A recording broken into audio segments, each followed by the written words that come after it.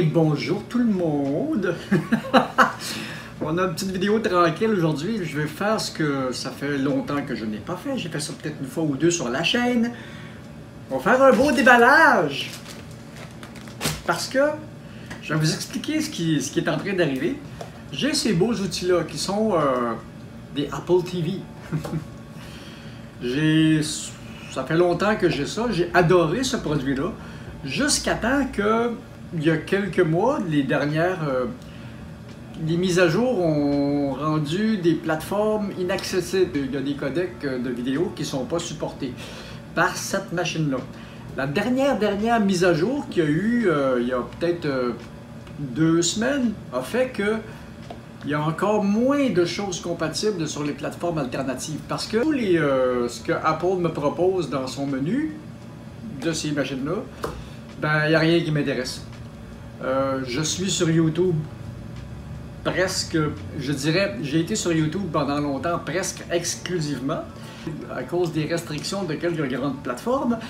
Je suis beaucoup sur les plateformes alternatives. Et puis les plateformes alternatives et puis les codecs de vidéo de certains sites internet sont pas compatibles avec ça. Je prends mon iPhone et puis je fais un transfert d'écran sur le téléviseur. Mais ça marche pas aussi bien parce qu'il y a tout le temps des bandeaux autour de l'image ou différentes choses. C'est pas le fun ça non plus. Donc, en désespoir de cause, je vais mettre ces beaux appareils à la retraite. Si Apple ne veut plus supporter certains codecs, c'est leur droit. Mais moi, c'est mon droit d'aller voir ailleurs aussi. Donc, j'ai commis une hérésie, parce que moi, ici, dans la maison, absolument tout, l'équipement qui touche de près ou de loin l'informatique est entièrement Apple. En commençant par cette vieille tour-là qui date du début des années 2000, qui est du Apple. J'ai le serveur NAS de la maison, qui est du Apple. J'ai mon poste principal qui est du Apple. Mon téléphone, mais mes 2 téléphones, c'est du Apple. Et puis, j'avais ces beaux Apple TV-là, j'en avais un par étage.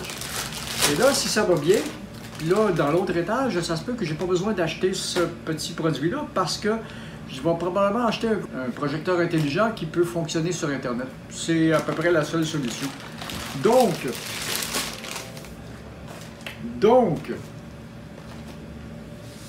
j'ai acheté ça, un beau TV Box Android. C'est une première pour moi.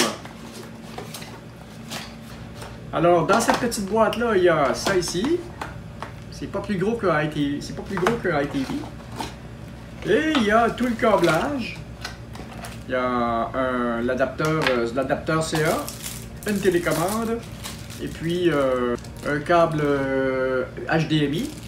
Et la petite boîte est vide, puis un mode d'emploi. Ben, on va essayer de s'en sortir peut-être sans mode d'emploi, puis si on s'en sort pas, on prendra le mode d'emploi. Ah, ben oui, il y a une télécommande avec ça.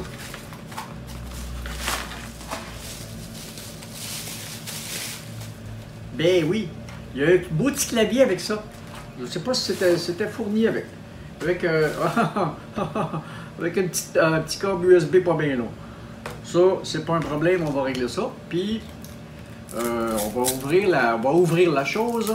Ah, c'est beau comme petit appareil, par exemple. Fait que là, on regarde ça. Il y a une prise USB 2, une prise USB 1. Ça va être parfait pour brancher un clavier comme si j'avais mon ordinateur. Il y a une prise pour une carte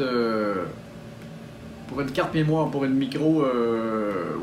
Ça, c'est une. Ouais, c'est une prise pour une micro-carte. OK, fait qu'on peut augmenter la mémoire de la machine. Et puis, il y a une sortie, ça, il faudrait que je regarde ce que c'est marqué audio-vidéo, mais une sortie pour ça. Probablement que ça ressemble à une des sorties que j'avais sur un de mes vieux Mac. Ça se branche sur une borne Ethernet. Donc, il y a une sortie HDMI. Mais d'après moi,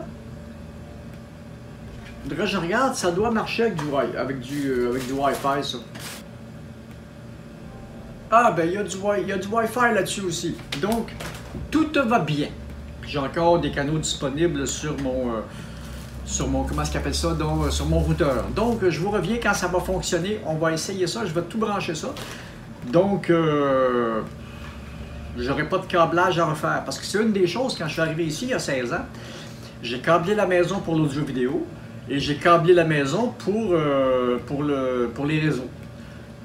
Et à mesure qu'on entre des nouveaux équipements dans la maison, ben, on a de moins en moins de câblage. Donc, le seul câblage qui me reste, c'est le câblage pour l'imprimante laser. Puis le câblage pour cette grosse affaire-là, qui est mon... c'est ma boîte à musique et mon livre de recettes. Et puis, il y a quelques autres petites tâches que je lui fais faire, surtout quand je fais des tâches, comment est-ce qu'ils appellent ça, donc des tâches Photoshop assez, quand je fais des tâches Photoshop assez basiques, j'ai un Photoshop 7 dans ça aussi, puis un Photoshop 5, puis un Photoshop 4.5, puis un Photoshop 2.8. J'ai des technologies d'audio, vidéo et de traitement d'image qui fonctionnait, je me rappelle, à partir de... Ben, j'ai eu mes premiers Mac en 94, mon premier Mac couleur. Non, c'est un 94 que j'ai acheté en 96, usagé. Mon premier Mac couleur. À partir de là, j'ai commencé à jouer dans l'image. Ben, au début, c'était rudimentaire, là. Et on se revoit quand j'aurai tout branché ça, là. Je vais redire des gros mots pendant une demi-heure, trois quarts d'heure, donc c'est préférable que je fasse ça en catimini tout seul dans mon coin. Alors, je vous reviens quand ça sera fait. On est quelques heures après le déballage. Puis quand j'ai déballé ça, puis j'ai mis ça en marche, c'était pas évident. J'étais vraiment pas convaincu quand ça a démarré. Et puis, tranquillement, ben, à mesure que j'ai maîtrisé les différentes fonctions de l'appareil, puis le petit clavier qui venait avec et tout, eh bien, oui. Et oui, c'était une très, très belle solution à mon problème de iTV qui est de moins en moins compatible avec des affaires. Alors, je vais vous montrer ça. Ce que ça fait, en réalité, c'est que ça transforme mon téléviseur en téléviseur intelligent. Normalement, j'aurais pu acheter sur Internet un téléviseur neuf pour quelques centaines de dollars. Et un grand comme ça, peut-être pour, je ne sais pas combien au juste, là, mais c'est assez conséquent.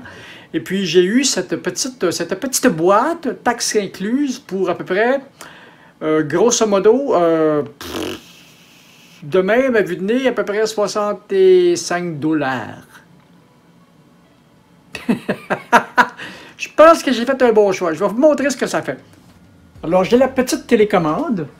Hein? Elle n'est pas grosse, mais elle est bien le fun. Puis, on peut la brancher pour la charger quand on ne s'en sert pas. Bonne affaire.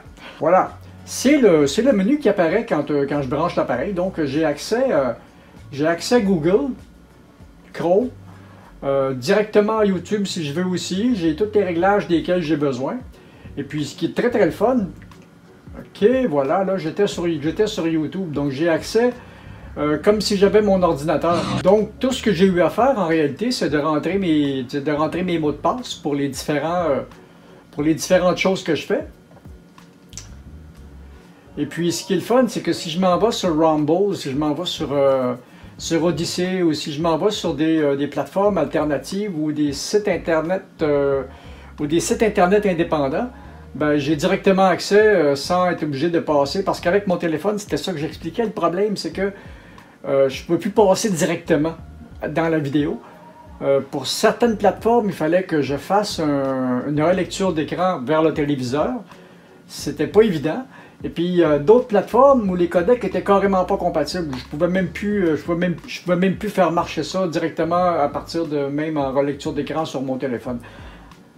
On s'en va sur Google et voilà, je suis sur Internet, c'est génial.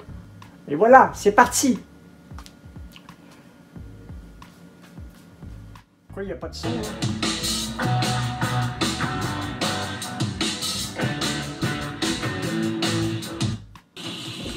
Sûr que les commandes sont un petit peu plus aléatoires, mais ça va bien.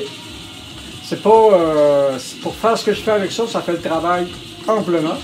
Donc, on va arrêter ça, puis je vous tiendrai au courant de comment j'aime ça. Jusqu'à date, je suis très très satisfait, même si j'étais pas, convaincu au départ. Probablement qu'on en mettra un deuxième sur ma TV du deuxième étage quand j'aurai une TV, mais là, encore là, éventuellement, ben là, il y a ma vieille 27 pouces qui peut faire le travail, mais ma vieille 27 pouces, c'est quand même juste du 300 lignes, c'est vraiment les vieux standards. Quoique j'ai réussi avec une petite boîte à l'adapter pour les iTV dans le temps. Et puis, éventuellement, il y a un projecteur que je vais acheter. Mais là, avec ce qui se passe présentement dans le monde, c'est pas le temps de faire des dépenses conséquentes. Parce qu'un projecteur, avec l'écran et toute la patente, on parle de 500, 600, 700 $. Pas pour l'instant. J'ai d'autres projets qui sont un peu plus urgents à régler. Sur ce, ben, je suis convaincu, j'ai un iTV qui vient de prendre sa retraite.